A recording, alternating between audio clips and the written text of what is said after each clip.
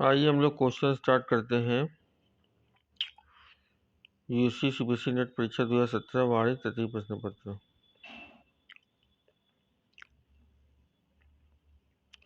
Buyers of several industries are potential competitors. They may integrate backward. They have different degree of the bargaining power. तो विभिन्न उद्योगों के लिए क्रेता संभाव्य प्रतियोगी हैं, वे एक ही कदम से पिछड़ हो सकते हैं। यह सौदा शक्ति विभिन्न डिग्रियों का है। तो इसमें कथन ए और आर दोनों करेक्ट हैं, लेकिन आर भी जो है रीजनिंग ऑफ ए है, मतलब कि ए और आर दोनों ही सरल है, दोनों ही सही हैं और आर एक ही सही व्याख्या कर रहा है। They have different degree. By for several industries are potential competitors. They may integrate backwards. They have different degree of the bargaining power. ठीक है, क्वेश्चन नेक्स्ट आते हैं हम लोग। विच ऑफ द फॉलोइंग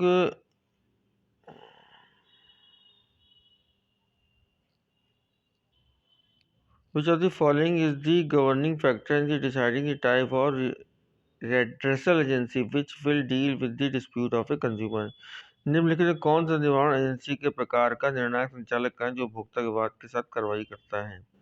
तो इसका आंसर होगा आपका डी आंसर होगा। डी आंसर करेगा the value of goods and service sold. ठीक है, निम्नलिखित कौन सा निवारण एजेंसी के प्रकार का निर्णायक संचालक करेगा जो उपभोक्ता विवाद के साथ कार्रवाई करता है? The value of goods and service sold. Next आइए, मैच ऑफ द फॉलोइंग। तो मैच ऑफ द फॉलोइंग में क्या है? Regulatory role. रेगुलेटरी रोल क्या बताता है? Imposing of high import duty, मतलब imposing of high import duty. दूसरा है पोटेंशियल रोल। पोटेंशियल क्या है? Measure to control. ठीक है, measure to control and cover risk priority sectors. तो प्रमोशनल रोल क्या है? Measure to control and cover risk priority sector. Entrepreneur role क्या कहता है? एंटरप्रेन्योर रोल देखिए, एंटरप्रेन्योर रोल कहलाता है capital intensive project of public sector. तो capital intensive project of public sector. Planning role क्या है? प्लानिंग रोल जो है deciding timing and usage of resources.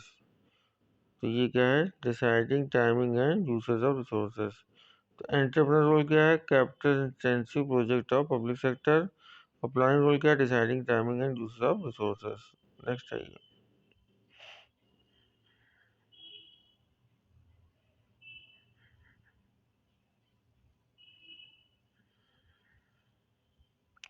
which of the following statement is not correct related to competition policy law?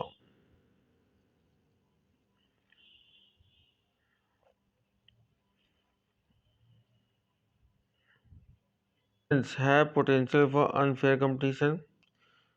ये सही है। दी appeal against decision of competition commission of India can be made to the competition appeal tribunal. Bharat के प्रतिस्पर्धा आयोग के निर्णयों के विरुद्ध अपील प्रतिस्पर्धा अपील ट्रिब्यूनल में कर सकते हैं। ये भी सही है। State monopolies government business policy and functioning of regulatory authorities can not be scrutinise under this law. नहीं, ऐसा कुछ नहीं है। ये थोड़ी नहीं कि स्टेट मोनोपोली राज्य एकाधिकार और सरकार की कारोबार नीतियाँ और नियामक प्राधिकरणों की कार्यपद्धति इस कानून के अंदर समीक्षा नहीं हो सकती है, समीक्षा हो सकती है। Abuse of dominance rather than dominance should be the key of competition policy law. प्रभुत्व के दुरुपयोग न होने के प्रभुत्व प्रतिस्पर्धा नीति कानून के लिए कुंजी होनी चाहिए।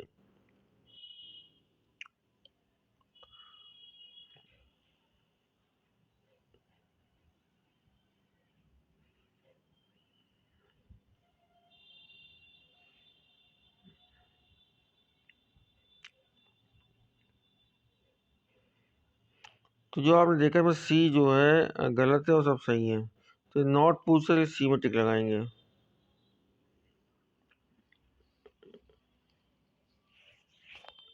देख लीजिए, इसको छोटा कर दे रहा हूँ मैं, देखिए।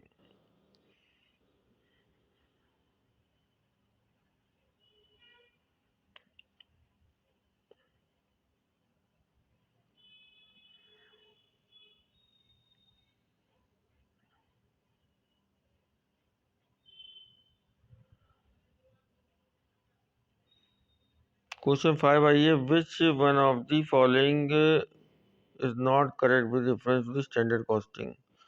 चलिए स्टैंडर्ड कॉस्टिंग में देखते हैं हम लोग। Standard costing is a system which predetermine cost and use for control of the entire organisation. एक बार क्वेश्चन फिर से देख लेते हैं हम लोग जरा, क्वेश्चन क्या कह रहे हैं। इज नॉट करेक्ट, जो करेक्ट नहीं है। अच्छा, जो करेक्ट नहीं है standard costing system where predetermined cost are use for control of entire organisation. प्रभाव लागत लेखांकन एक पद्धति जो पूरे संगठन के नियंत्रण के लिए पूर्ण निर्धारित लागत का प्रयोग किया जाता है। बिल्कुल सही है।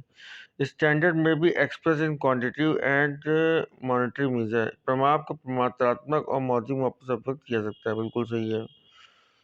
नंबर सी, केवल only adverse variance are investigate intensely. केवल प्रतिकूल विचरणों की जांच गहनता से की जाती है, ऐसा नहीं है, अनुकूल विचरणों की जांच भी गहनता से की जाती है। प्रतिकूल नहीं, अनुकूल होना चाहिए पे। तो सी इसका आंसर सही है, क्योंकि ये कह रहा है नॉट कह रहा है। डी देखिए, standard is determined for each element of cost. लागत के प्रत्येक तक के लिए प्रभाव का निर्धारण किया जाता है।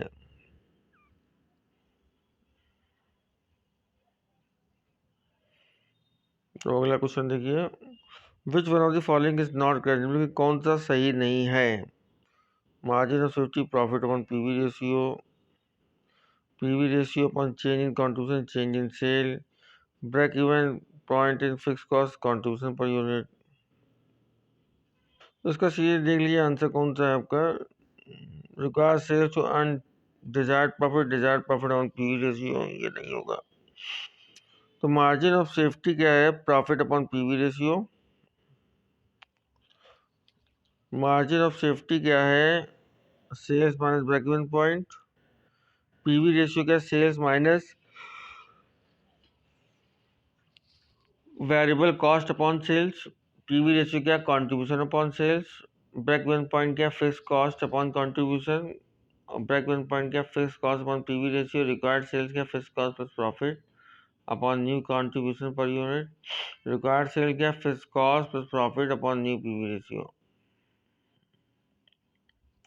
तो मार्जिन ऑफ सेफ्टी है प्रॉफिट अपॉन पीवी रेशियो। तो मार्जिन ऑफ सेफ्टी क्या है, profit upon PV ratio.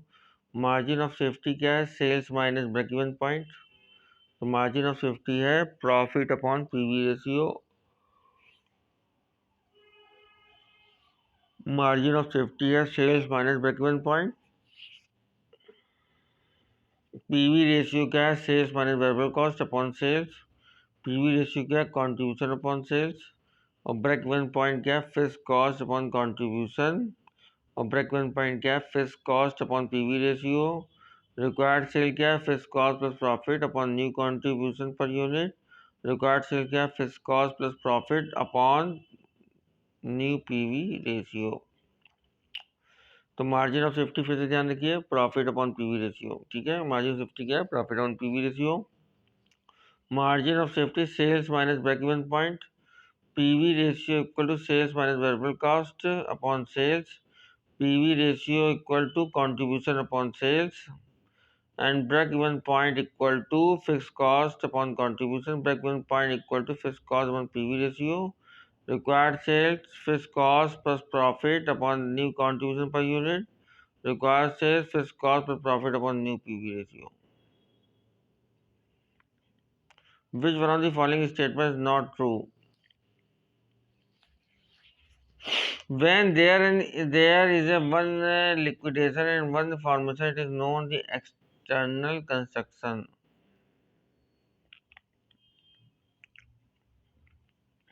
Goodwill or capital reserve arise only when the amalgamation is in the nature of the merger. Under the pooling of interest method, the transferee company incorporate the asset and liability of the transfer company. The vendor company transfer preliminary expenses to equity shareholders. So goodwill or capital arise only when the amalgamation is the nature of the merger. So which of the following is not true? जो true नहीं है. तो when there is one liquidation and one formation, it is known the external construction. जब एक समापन और एक निर्माण है, इसे बाह्य निर्माण कहता है। जब एक समापन और एक निर्माण से क्या कहता है, बाह्य निर्माण कहता है। ठीक है। गुडविल और capital arise only when the amalgamation is the nature of merger. ख्याति या पूंजी संचय का उदय उस समय होता है जबकि समालयन सम्मिलन की प्रकृति का होता है। ठीक है, ये भी सही है भाई। Under the pooling of interest method the transferee company incorporate the asset and liability of the transferor company at the book value. ब्याज के एकत्रीकरण विधि के अंतर्गत अंतरित कंपनी अंतरक कंपनी के संपत्ति और दायित्व का समाधान पुस्तक मूल्य पर करती है। उसका भी आंसर सही नहीं है भाई। गुडविल और कैपिटल अराइज ओनली व्हेन, ये क्यों अराइज होंगी जब भी आंसर कह रहा है। ख्याति या पूंजी संचय उदय उस समय होता है जबकि समामलित सम्मिलन व्यक्ति होता है। अरे कब क्यों होता है? गुडविल तो हमेशा बनती रहती है, उसकी वैल्यू निकाली जाती है। डिवेंडर कंपनी ट्रांसफर, डी देखिए, डिवेंडर company transfer preliminary expenses to equity share holders account, ये भी सही है। विक्रेता कंपनी समता के खाते में प्रारंभिक में स्थानांतरित करता है।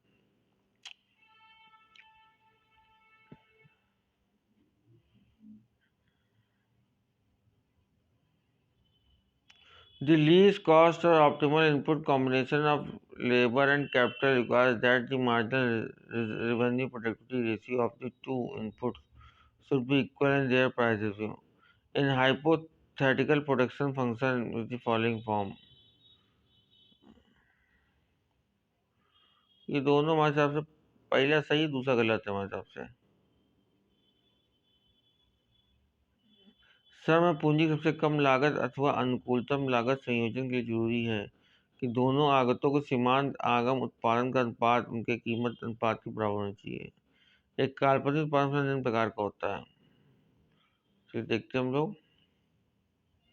तो ये देखिए, सी इसका आंसर सही है। Statement first is false when second is sorry first is true and second is false. चलिए आइए,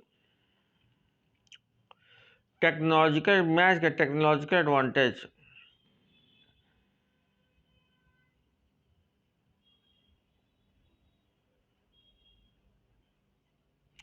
इसका देखिए, economic in production fleet of tankers पर, economic marketing supplies personnel, economic transport, large scale purchase of material, specialized departments under oil companies having their own. ये हमें लग रहा है डी का तो फर्स्ट होगा।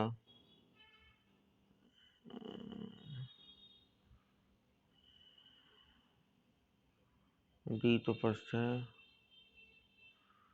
टेक्नोलॉजिकल एडवांटेज देखिए, economic in marketing specialised personal.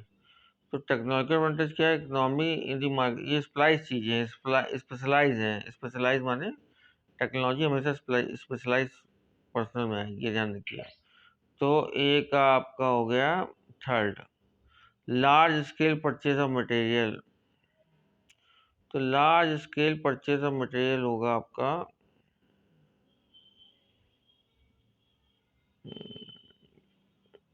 Economic production fleet of tankers. Large scale purchase of material होगा economic production fleet of tankers. Large है और टैंकर आ रहा है। Specialise department under economic in transport and storage input, specialise department under economics in transport under storage input. Oil companies having their own managerial economics. ठीक है भाई, इतना रखिए। इसका आंसर देख लीजिए आप लोग। ये प्रौद्योगिकी लाभ, मित्रताएं, सामग्री आगतों को बृहद पैमाने पर खरीद, उत्पादन मित्रताएं, विशिष्ट कर्मचारियों का अधीन विशिष्ट विभाग, परिवहन भंडार मित्रताएं, पवन की मित्रता। चलिए, manufacturing of TV set and refrigerators and their pricing in India belong to which one of the following market structure? Monopolistic companies, perfect companies, monopoly and oligopoly. तो मोनोपोलिस्टिक कंपनीज कहलाती, कंपटीशन कहलाती। मोनोपोलिस्टिक मतलब कि एकाधिकार, कुछ कंपनियां specialise हो जाती है। सोनी, सोनी का टीवी स्पेशलाइज है, ठीक है। फिर ऐसे ही और भी कंपनियां आने लगी हैं। तो इसका आंसर ए बिल्कुल सही है। अब आइए क्वेश्चन नंबर 12 में। प्राइजिंग एट पर with the market price of the existing brands. चलिए हिंदी में पढ़ते हैं, इंग्लिश में आप पढ़ लीजिए, देख लीजिए पॉज करके, इंग्लिश में पढ़ लीजिएगा।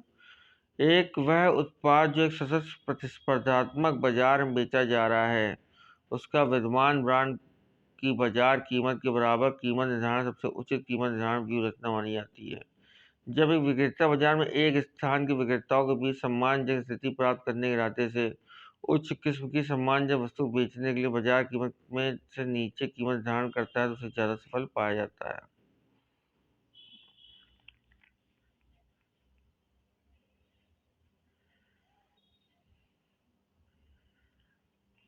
Both this statement are incorrect.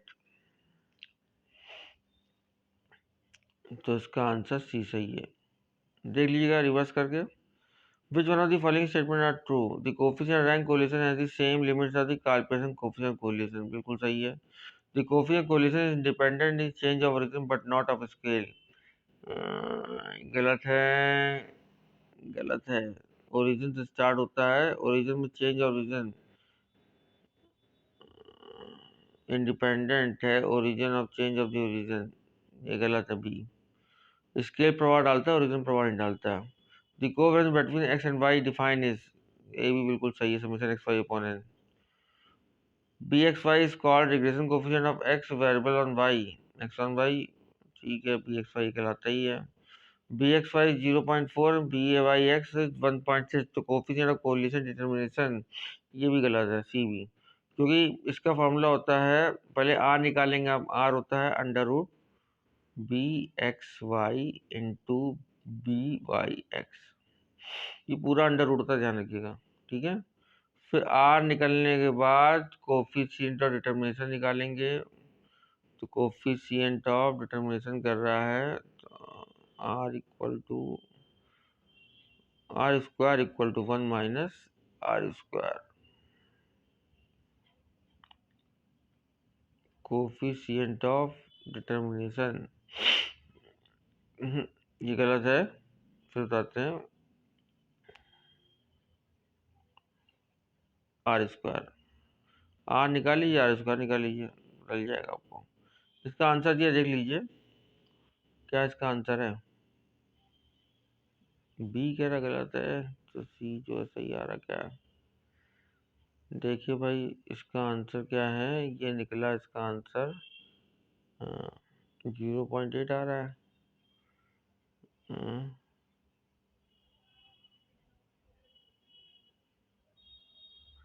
सह संबंध गुणांक 0.8 होगा, तो ये तो कोफिशिएंट डिटर्मिनेशन पूछ रहा है।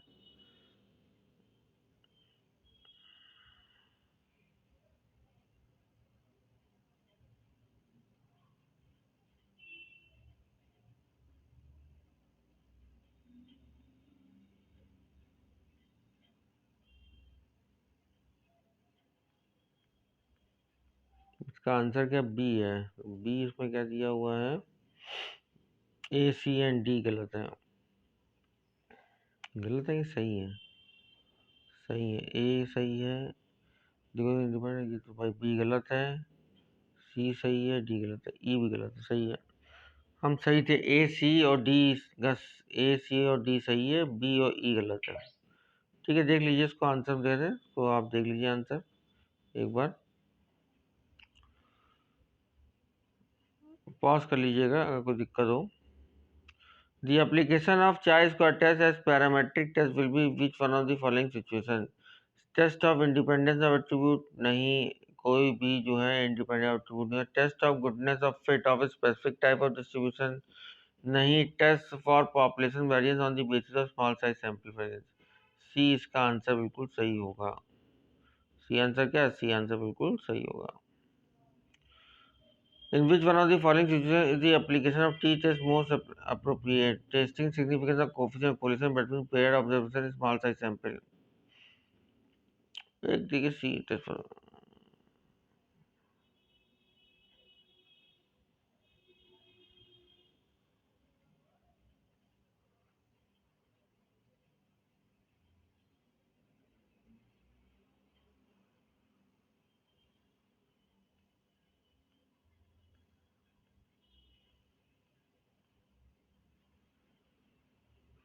Testing significance coefficient of correlation between paired observation नहीं।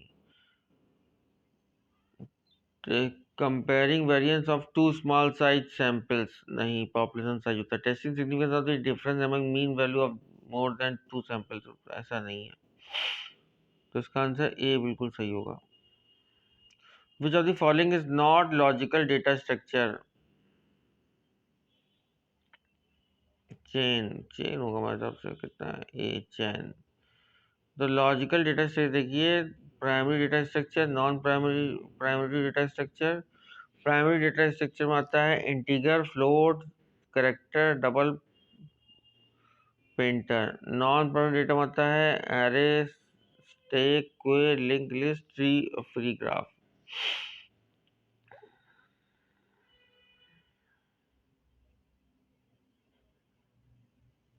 मैच द फॉलोइंग, आइए नेक्स्ट मैच द फॉलोइंग।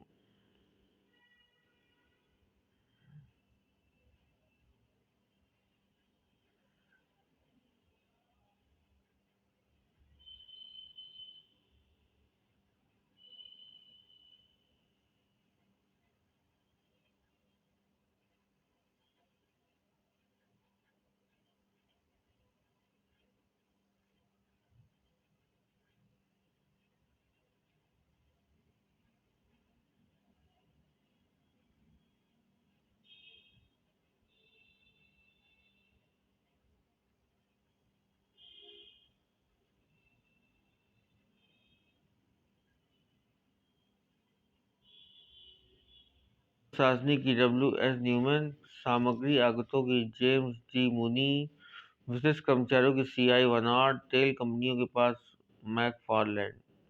एक संपत्ति उस प्रशासनिक की W.H. न्यूमैन, सामग्री आगतों की जेम्स डी मुनी, विशिष्ट कर्मचारियों की C.I. बनार्डे, तेल कंपनियों की मैकफारलैंड।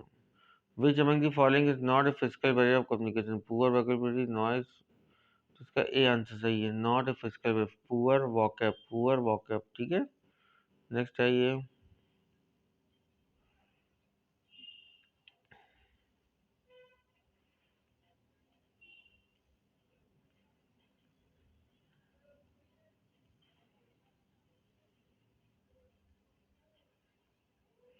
मैनेजमेंट कंट्रोल सीज compel events to confirm to plan. 19 question.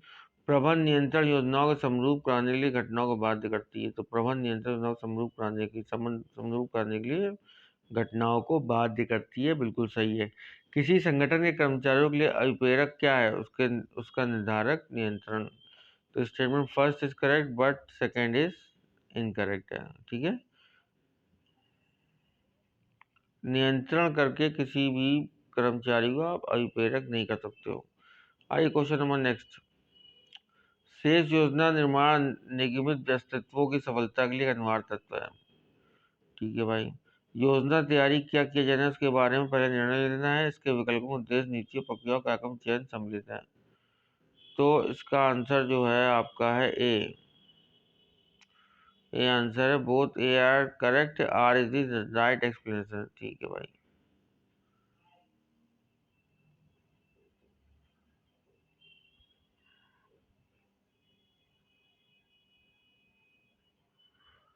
Acceptability, affordability, accessibility और अवेयरनेस।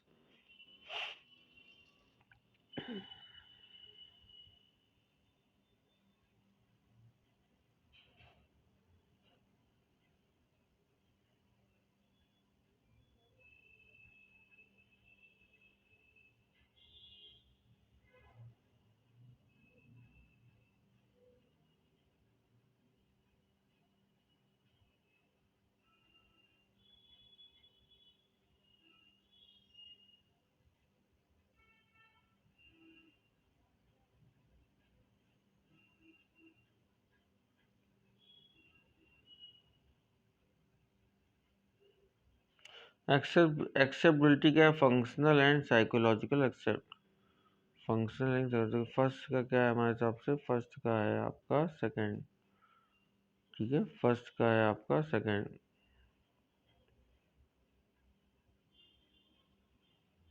फर्स्ट का सेकंड है। और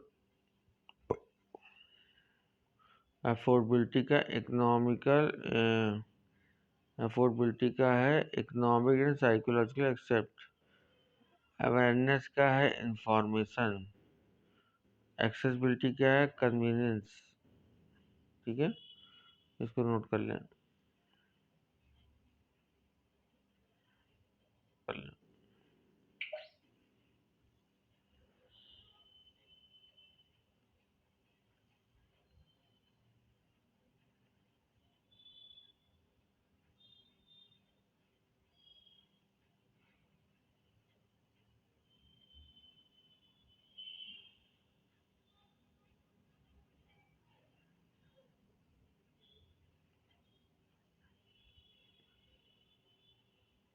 मैच दी फॉलोइंग देखिए।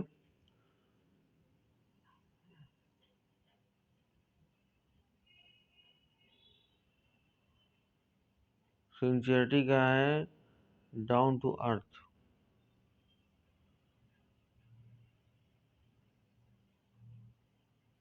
ठीक है, डाउन टू अर्थ।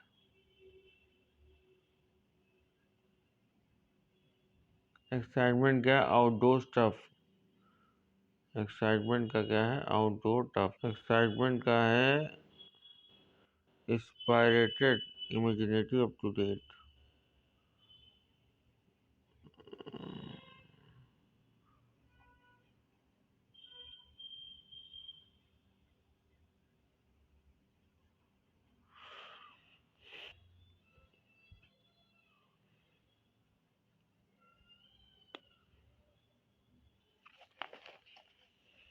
सिंसियरिटी देखिए, सिंसियरिटी क्या आंसर है आपका?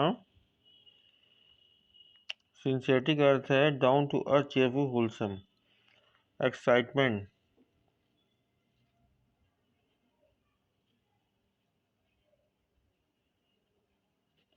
एक्साइटमेंट का है, मुझे लग रहा है फिफ्थ है आपका, inspirated, imaginative, up to date. Spirited, ठीक है। कम्पटिशंस,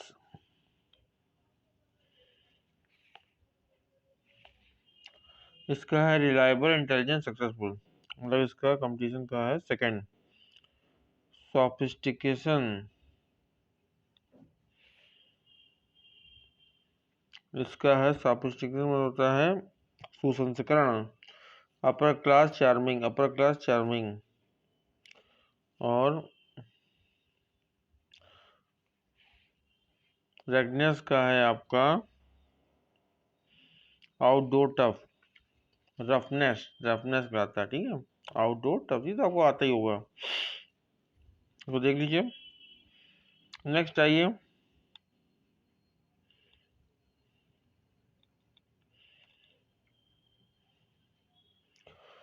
One of the technique of stimulating creativity for developing new product, where you start with an idea, then thinking of the next idea and the link, then think of the next association and do with all the association that's come up with each new idea is known as। तो क्या होगा इसका? इसका answer होगा D, mind mapping. Hindi में देखते हैं हम लोग। हिंदी में देखिएगा, नया उत्पाद को विकसित करने के लिए रचनात्मक को उत्प्रेरित करने की तकनीक में एक जहां एक विचार के साथ आरंभ करते हैं और फिर अगले विचार के बारे में सोचते हैं और उसे जोड़ते हैं, उसके बाद अगले संबंध के बारे में सोचते हैं और सभी संबंधों के साथ ऐसा तब तक करते हैं जब तक नया विचार आता है। तो क्या कहते हैं? इसे कहते हैं mind mapping.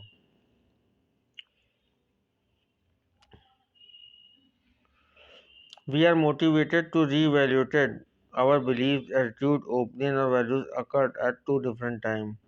The difference due to some intervention occurred at either point of time.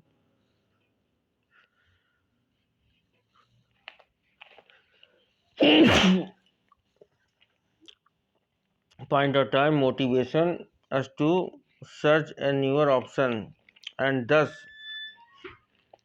satisfy our mind anxiety. Sorry. हम दो भिन्न समय पर घटित हुए अपने विश्वासों, अभिव्यक्तियों, मतों अथवा मूल्यों को पुनरावृत्त करने के लिए प्रेरित करते हैं। ये सही है। किसी भी समय पर किसी हस्तक्षेप होने के कारण भिन्नता हम नए विकल्प की तलाश के लिए प्रेरित करते हैं और इस प्रकार हम मस्तिष्क अधिकता संतुष्ट करते हैं। ये गलत है। तो statement first is correct, second is wrong. ये इसका बिल्कुल सही आंसर है। हम नेक्स्ट क्वेश्चन है 25। Operation leverage, financial leverage of firm are 3 and 2 respectively. Sales increase by 6%, then earning before tax will be, तो 36% होगा। ठीक है, इसका आंसर देख लीजिए, सी आंसर सही है। ऑपरेटिंग फाइनेंशियल लीवरेज 6% कर दिए, 36% होगा। Net income approach method capital structure plan कहता है। Profitability index capital budgeting decision कहलाता है। कंसंट्रेशन बैंकिंग ये कहलाता है working capital. Lower rate of return ये कहलाता है over capitalization. Net income approach क्या कहलाता है? कैपिटल स्ट्रक्चर प्लानिंग कहलाता है। Net income approach capital structure planning. Probability index capital budgeting decision. Concentration banking working capital. Lower rate of return over capitalization.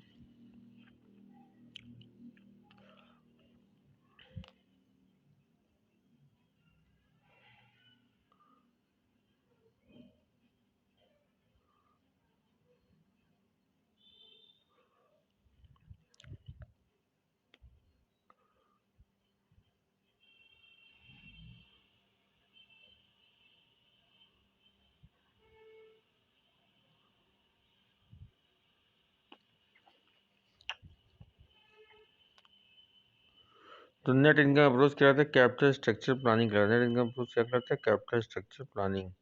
तो net income approach होती है capital structure planning. Probability index होता है आपका capital budgeting decision. Concentration banking होता है working capital management. और lower rate of return over capitalization होता है। In pay back period method the risk of the project is adjusted by lessening the target payback period. Sensitive analysis helps in calculating of the present value of the proposal. तो इसका answer A है। First is correct, second is wrong लग रहा है हमको। ठीक है, इसको रिवर्स करके देख लीजिए आप। Dividend irrelevant argument model is based on hedging, issue of debenture, liquidity, arbitrage. तो मुद्रानी और मिलर मॉडल जो है वो आर्बिट्रेज के रूप में स्थापित था। Match of the following.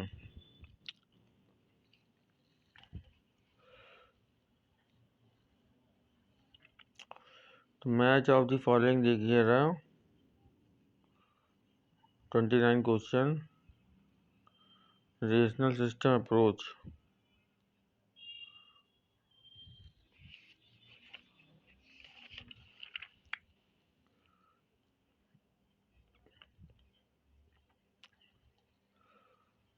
Rational system approach max weber की थ्योरी थी। ब्यूरोक्रेसी ऑफ प्रोडक्टिविटी, तो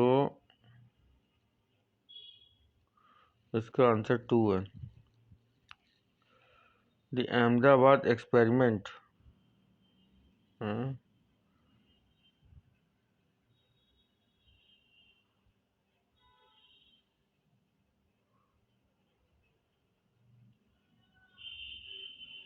इसका आंसर है 4th है, हार्थन स्टडीज है। 4th है हार्थन स्टडीज। सोशल सिस्टम अप्रोच, इसका आंसर जो है ए के राइस है। फंक्शनल ऑर्गेनाइजेशन कंसेप्ट, इसका आंसर है एफ डब्ल्यू टेलर। तो रेशनल सिस्टम अप्रोच क्या है? मैक्स वेबर थ्योरी है ऑफ ब्यूरोक्रेसी इम्प्रूव। ठीक है, दी अहमदाबाद एक्सपेरिमेंट ये है आपकी हार्थन स्टडी है। Social system approach, social system approach किसका है? तो सोशल सिस्टम अप्रोच जो है ए के राइस का है और functional organization F W Taylor का है। ठीक है, Which of the following is not a method of deciding acceptable level of reliability or consistency of measurement in sanction method? Regiostic उपकरण, split half method, test treated method, experiment. तो इसका answer जो होगा आपका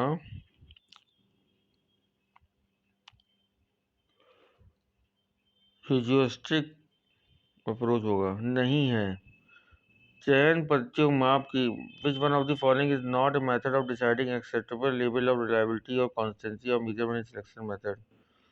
तो रिजियोस्टिक अप्रोच नहीं होगा, स्प्लिट हाफ मेथड होगा, टेस्ट रेटेड मेथड होगा, एक्सपेरिमेंटल डायग्राम भी होगा।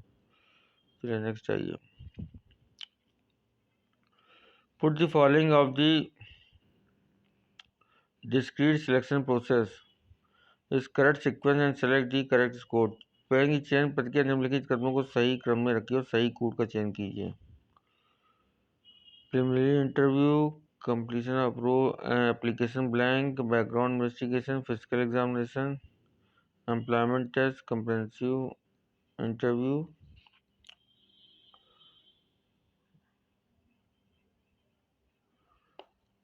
तो पहला इसमें आएगा प्रिलिमिनरी इंटरव्यू। पहला क्या है? प्रिलिमिनरी इंटरव्यू, प्राथमिक साक्षात्कार, नंबर 1। फिर है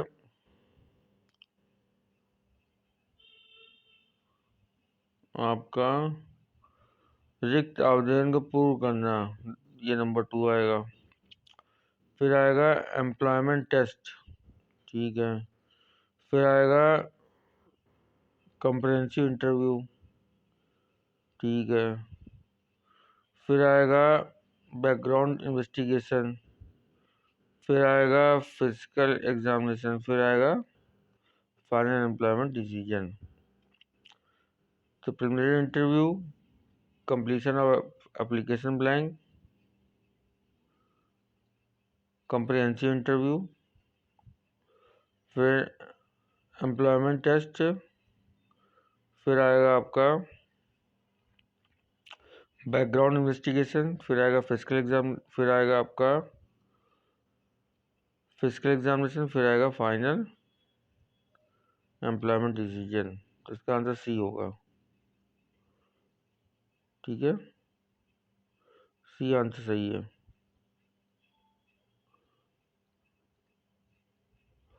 match the following, question number 32। Subsistence theory, surplus value theory, wage fund theory. तो वेज फंड थ्योरी हमारे हिसाब से तो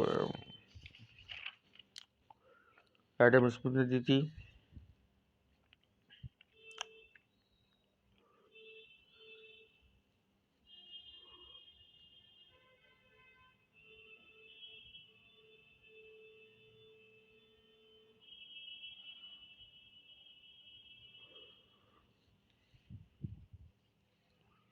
सब्सटेंस थ्योरी दी थी आपकी डेविड रिकार्डो ने। सरप्लस वैल्यू थ्योरी दी थी आपकी कार्ल मार्क्स ने। वेज फंड थ्योरी दी थी एडम स्मिथ ने। और रेसिडुअल क्लेमेंट थ्योरी दी थी आपकी फ्रांसिस वॉकर ने। फिर देख लीजिए, सब्सटेंस थ्योरी दी थी आपकी डेविड रिकार्डो ने। सरप्लस वैल्यू थ्योरी दी थी आपकी कार्ल मार्क्स ने। वेज फंड थ्योरी दी थी एडम स्मिथ ने। रेसिडुअल क्लाइमेट थ्योरी दी थी आपकी फ्रांसिस वॉकर ने, ठीक है।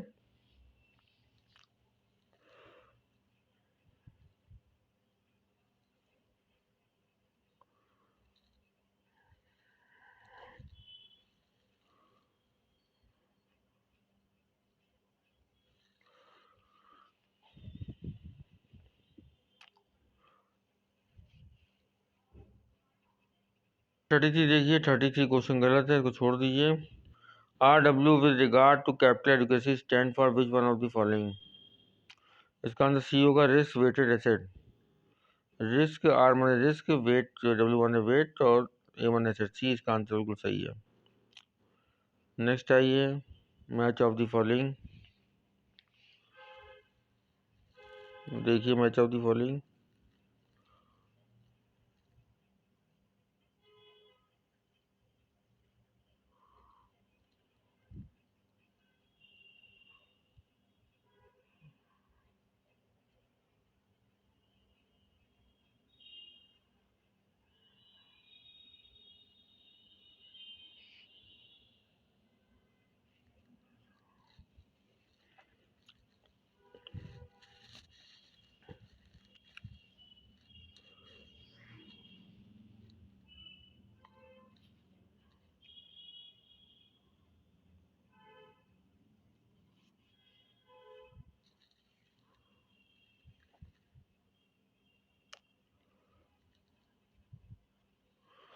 फ्यूचर का आंसर जो है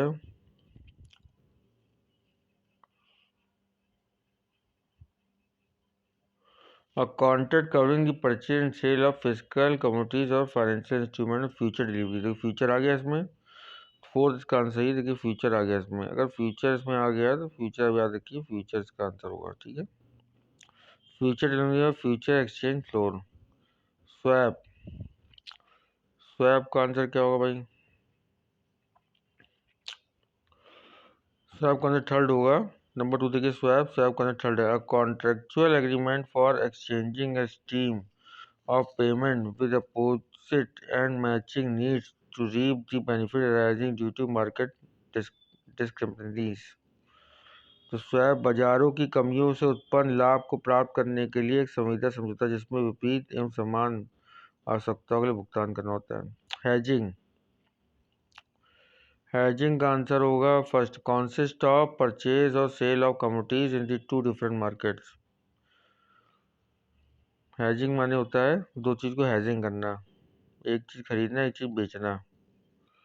फॉरवर्ड, फॉरवर्ड का आंसर सेकंड होगा। A contract which a seller agree to deliver an asset to a buyer at a predetermined price at some future date as privately negotiated. ठीक है, तो इसका forward का answer second होगा।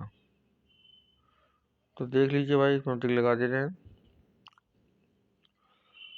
Future का answer होगा आपका फोर्थ। ठीक है,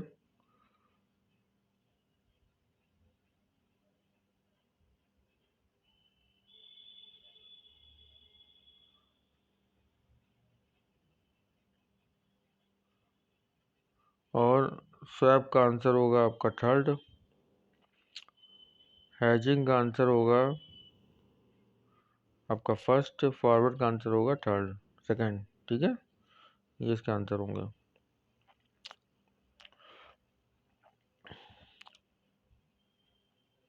following are the forms of e banking, select the correct code. Internet banking होता है, टेलीफोन बैंकिंग भी होता है, इलेक्ट्रॉनिक चेक चेक कन्वर्जन भी होता है,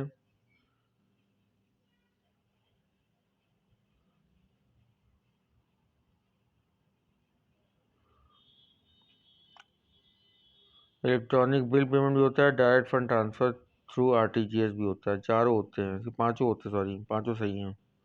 ठीक है, नेक्स्ट आइए।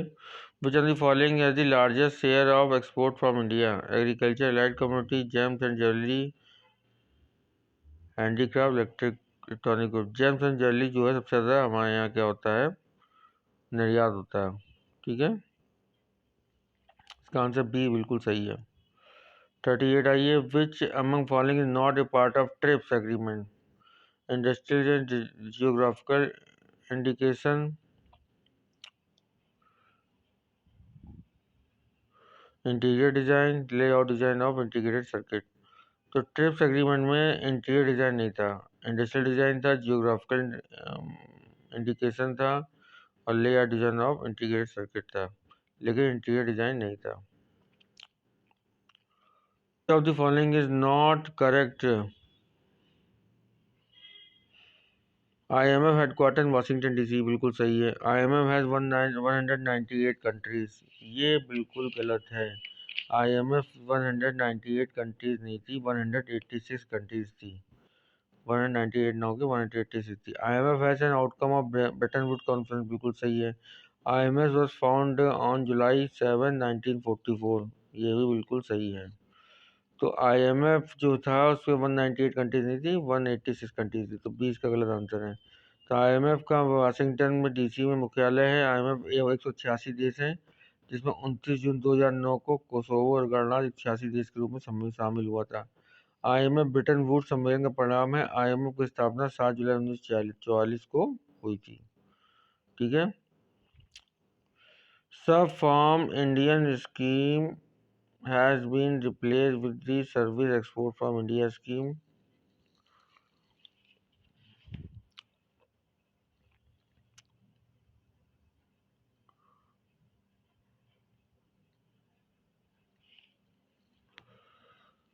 The rate of reward under SEIS would be based on the foreign exchange earned. इसके दोनों आंसर सही है, तो इसका आंसर जो है दोनों सही है, बहुत खतरनाक सही, तो डी इसका आंसर करेक्ट है। चलिए नेक्स्ट आइए AS6। तो AS6 डेप्रिसिएशन के लिए होता है, ठीक है भाई, AS6 डेप्रिसिएशन अकाउंटिंग के लिए है। AS3 accounting for cash statement होता है। AS10 अकाउंटिंग फिक्स एसेट होता है। AS21 accounting consolidated financial statement होता है। तो AS6 क्या होता है आपका डेप्रिसिएशन के लिए। AS3 होता है अकाउंटिंग कैश स्टेटमेंट के लिए। तो AS3 होता है अकाउंटिंग कैश डिस्क्लोजर। AS10 होता है फिक्स एसेट के लिए, ध्यान रखिए। AS21 होता है कंसोलिडेटेड फाइनेंशियल स्टेटमेंट के लिए। तो फाइनेंशियल स्टेटमेंट के लिए AS21 होता है। AS6 डेप्रिसिएशन के लिए। AS3 होता है आपका कैश फ्लो स्टेटमेंट के लिए।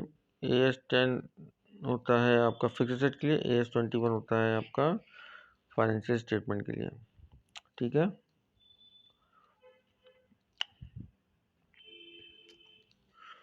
तो इसमें रॉन्ग स्टेटमेंट देखते हैं हम लोग।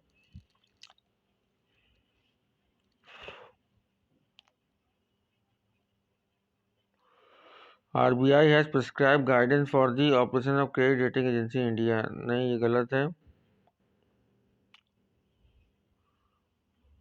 All venture capital funds in India have been promoted by the government. ये भी गलत है।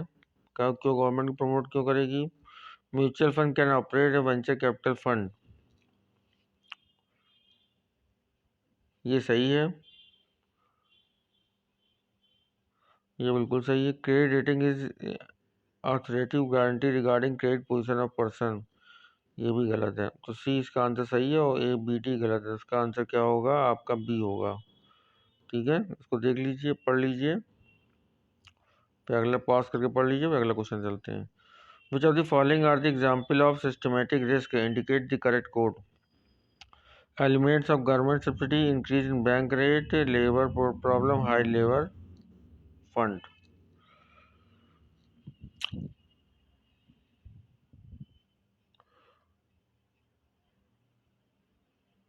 तो इसका होगा following example systematic risk, elimination of government subsidy, eliminate कर देना चाहिए गवर्नमेंट सब्सिडी को, हाँ भाई, फाइनेंशियल रिस्क कम हो जाएगा, ठीक है। दूसरा जो है आपका इंक्रीज इन बैंक रेट, हाँ, अगर बैंक रेट बढ़ जाएंगे तो भाई फ़ायदा मिलेगा, ठीक है। लेबर प्रॉब्लम ये आता नहीं है इसमें रिस्क में, और हाई लेबर फंड ये भी नहीं आता। तो A और B इसके करेक्ट आंसर है। तो इसका आंसर C होगा। A एंड B इसके करेक्ट आंसर है। तो कौन सा C है, A and B correct answer इसका।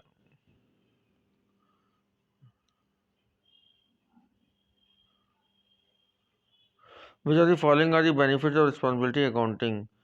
It facilitates the centralization of decision taking, ये गलत है। ये निर्णय केंद्रीकरण सुगम करता है, गलत है। It provide system of closer control, ये सही है। It measure the performance of individual in the objective manner, ये भी सही है। It develop the sense of cost consciousness among manager and their subordinate, ये भी सही है। तो ये तीन सही है और सब गलत है। कौन कौन सही है, BCD। Which of the following statement are true.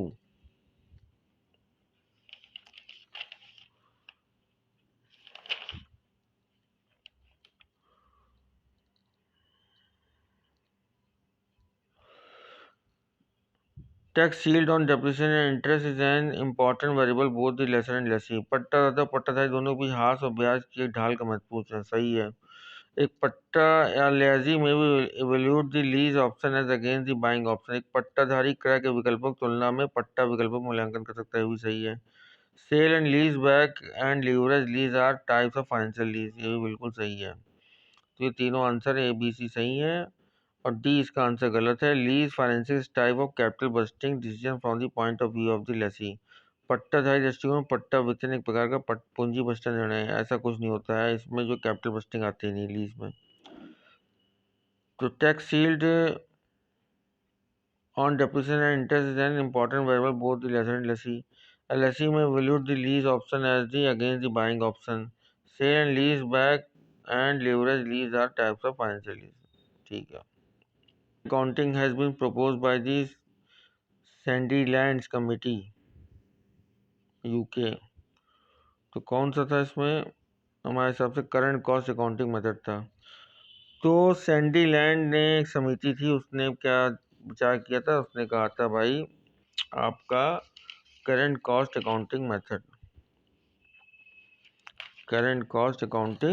Method के बारे में बताया था। ठीक है।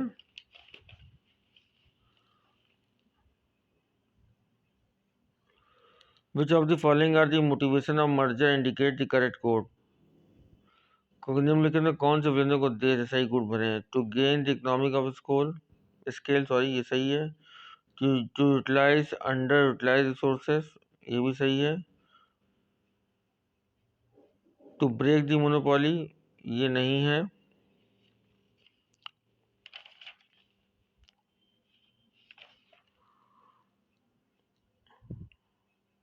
To reduce the tax liability, ये भी सही है।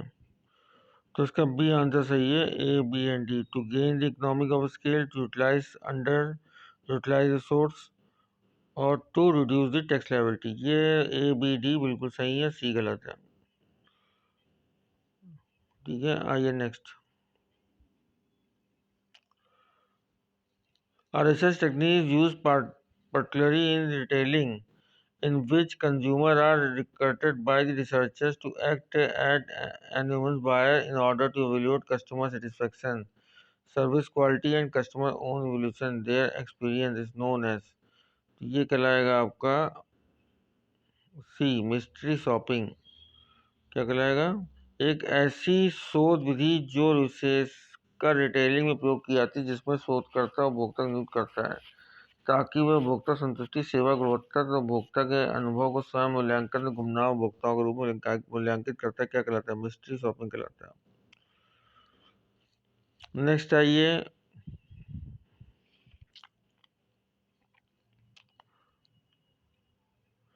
Market leader. मार्केट लीडर क्या है? Attack the market. Number 4 answer का मार्केट लीडर का। Market challenger, attack the market leader. तो मार्केट लीडर क्या है? अटैक द मार्केट है। और मार्केट चैलेंजर क्या है? Attack the market. Market leader क्या? Attack the market. Market leader क्या करता है? मार्केट अटैक कर देता है। और मार्केट चैलेंजर क्या है? जो मार्केट लीडर पे को चैलेंज करे। तो अटैक द मार्केट लीडर होता है। इसका आंसर सेकंड हो गया। फर्स्ट ए का आंसर हो गया फोर्थ आपका। मार्केट फॉलोवर क्या होता है? इसका आंसर होता है avoid hostile attacks on revivals, प्रतिस्पर्धी व प्रतिपक्षी आक्रमण को टालते हैं, इसे कहते हैं मार्केट फॉलोवर। और मार्केट नीचर क्या होता है? Provide high level of specialisation.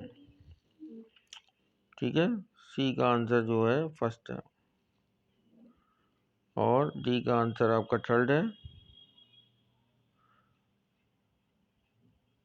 ए का आंसर आपका फोर्थ है और बी का आंसर आपका सेकंड है और सी का आंसर जो है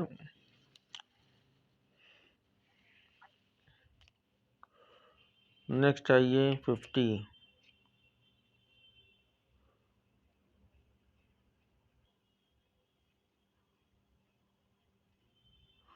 हाँ भाई, अगला क्वेश्चन आइए।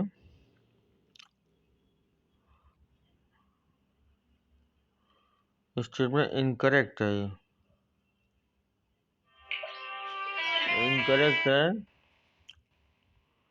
Ethics is a form of ethical approach associated with Aristotle, which stresses the importance of developing virtuous principles, right character, and the pursuit the virtuous life। इसका करेक्ट है, क्या करना है? करेक्ट बताना। तो फर्स्ट इज करेक्ट है। चरित्र नैतिकता वस्तु संबंधित नैतिक दृष्टिकोण का एक रूप है जो चरित्रवान सिद्धांतों, विकास एवं सही चरित्र एवं चरित्रवान जीवन की खोज पर जोर देता है। सही है। सेकंड देखिए, उपयोगितावाद और नैतिक दृष्टिकोण है जहाँ कोई कार्य केवल तभी सही होता है जिसमें उपयोगिता के सिद्धांत के अनुरूप हो, जिसमें उपयोगिता न्यूनतम होती है तथा दर्द और दुख किसी भी अन्य विकल्प की तुलना में न्यूनतम होते। गलत है। डियोटोलॉजिकल नीति एक ऐसी नैतिक दृष्टिकोण है जहाँ किसी कार्य निर्णय को सही या गलत होना उस कार्य के निर्णय का परिणाम के आधार पर ही अन्य रूप से आकलन करता है। तो फर्स्ट और थर्ड इसका आंसर बिल्कुल सही है। नेक्स्ट है ये reasoning, correct reasoning. The matter of succession planning is often deferred. उत्तराधिकारी योजना विषय बहुत स्थगित किया जाता है। ये सही है। उत्तराधिकारी चार्ट अत्यधिक गोपनीयता बनाए रखने के लिए आवश्यक होते हैं। ये गलत है आपका। ठीक है। नेक्स्ट आइए, लिखा है बैथन मैनी of USA was the pioneer of which one of the followers laboratories training methods of employ training. ये तो इसका है टी ग्रुप। इसका आंसर क्या है? T group. was the pioneer on which one of the following laboratories training methods of employee training? इसे कहेंगे T group. Which of the following statement relating to appraisal method are not correct? Indicate the correct code. तो भैया correct code question 57 देखिए। 57 का जो answer है आपका, correct code कह रहा है, तो सही है, सभी आंसर सही हैं। The MBA program is built on the assumption that individual always need not be responsible and self-directed and does need not to motivated work towards objective. Force distribution method was developed by Karl Marx. Peer evaluation and self-appraisal needs to be done on well-defined parameters to checklist method. Force choice method constitutes 7 main factors and 3 points of rating scale. ये सारे सही हैं। The MBA program is built on the assumption that individual always need not be responsible and self-directed and does need not be motivated to work towards objective. तो MBA कार्यक्रम का निर्माण इस मान्यता पर आधारित होता है कि व्यक्ति को सदा ही उत्तरदायी तो स्वनिर्देशित होने की आवश्यकता नहीं होती है और इस प्रकार के उद्देश्यों के प्रति कार्य करने का प्रेरणा की आवश्यकता होती है। जबरन वितरण प्रति विकास कार्ल मार्क्स द्वारा किया गया। ये भी सही है भाई। जबरन वितरण peer force distribution method was developed by Karl Marx. Peer evaluation and self-appraisal need to be done on well-defined parameter and checklist method.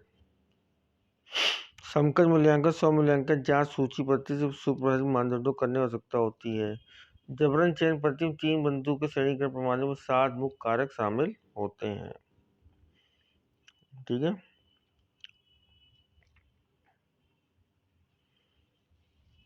Individual career, इसका आंसर है commitment and integrator.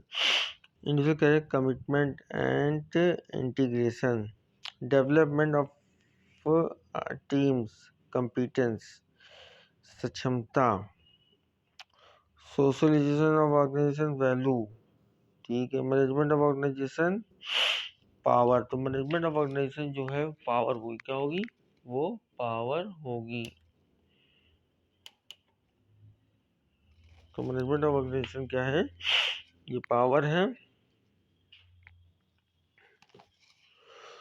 Individual career जो है वो commitment and integration. Individual career development of teams है, competence, socialisation of the organisation है, value, और management of organisation power.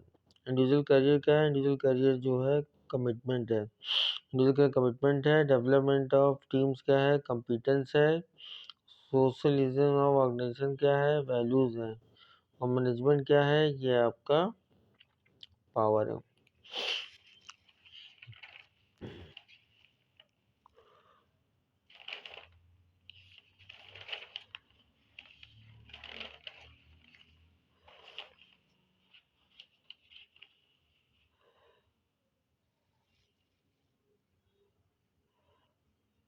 तो देखिए रेसिडुअल थ्योरी आपको क्या है? रेसिडुअल थ्योरी इसमें देखिए क्वेश्चन जो आपको दिया है, तो रेसिडुअल सब्सिडी थ्योरी का है, फोर्थ आंसर है।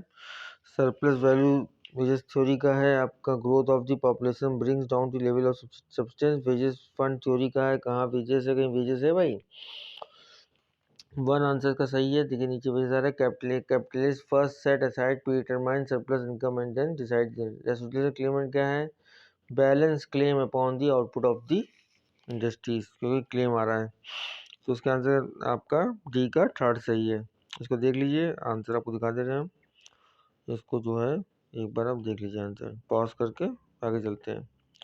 आगे दिया हुआ है आपका selection of wrong criteria during the performance appraisal can result in serious dysfunctional consequences.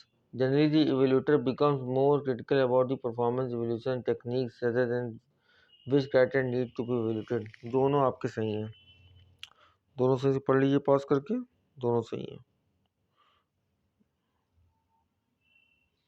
इसका स्टेटमेंट पढ़ लीजिए, आपको स्टेटमेंट दिया हुआ है। स्टेटमेंट जो है first and third, first and fourth गलत है और सब सही है। इसको पढ़ लीजिए, आप देख लीजिए, हम सच्ची बता नहीं सकते हैं। फर्स्ट एंड फोर्थ गलत है और सब सही है। नॉट करेक्ट बता रहा है कि फर्स्ट एंड फोर्थ जो है गलत है, तो इसका आंसर सी बिल्कुल सही होगा। सी जो है बिल्कुल सही है। नेक्स्ट आइए। According to which one of the following theories difference in nominal interest rate will be eliminated in the exchange rate? निम्नलिखित में किस सिद्धांत के साथ विनिमय दर में मामूली ब्याज दरों का अंतर समाप्त हो जाता है? Limit of predict state theory, Fisher effective economic theory. इसका आंसर है फिशर इफेक्ट इकोनॉमिक थ्योरी। निम्नलिखित के सिद्धांत के साथ विनिमय दर में मामूली ब्याज दरों का अंतर समाप्त हो जाएगा? तो the following theories difference in nominal interest rate will be eliminated in the exchange rate. तो इसका बी आंसर बिल्कुल सही होगा।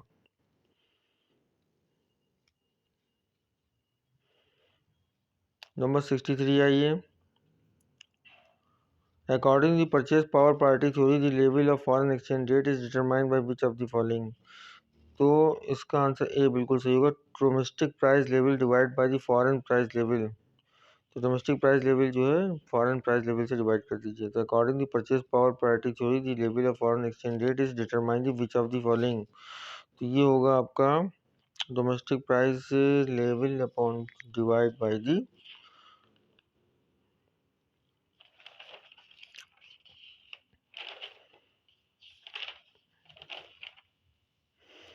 नेक्स्ट आइए। Match of the following. इसके आंसर दिए हुए हैं। ए का 3 है, बी का 4 है, सी का 1 है और डी का 2 है। देख लीजिए। इन एबॉलिशेस ऑल रिस्ट्रिक्शन ऑन ट्रेड। तो इसका मतलब है इसमें सदस्यों के बीच व्यापार संबंधी सभी प्रतिबंध समाप्त हो जाते हैं। तो इसका third answer free trade area capital with in the common market. It not only eliminates all restriction custom union of the national economy. इसका अर्थ है इनमें न तो कोई सदस्यों के मध्य व्यापार संबंधी सभी प्रतिबंध समाप्त हो जाते हैं, उसमें गैर सदस्य के मामले में एक समरूप वाली नीति अपनाई जाती है। तो इसका जो आंसर बी का है फोर्थ है,